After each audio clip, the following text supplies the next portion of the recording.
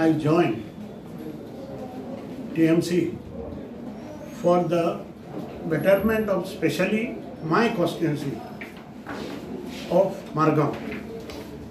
I've been seeing this for last many years that there is no scope from the political field for a politician. They don't encourage the person who is going ahead with the vision, some vision. Nobody is encourages, nobody helps. Today I found in the inspiration by this our Mamta Didi, I found that there is a chance in future for the better development. She is the lady which I have been looking toward everywhere in Calcutta as well as in Goa. Everybody is inspired with her decision.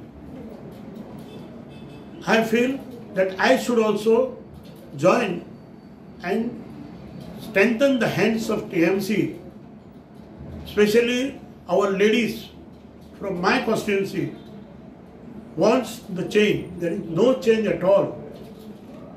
For last 30 years, there is always a match fixing and friendly match between the BJP and our present MLA.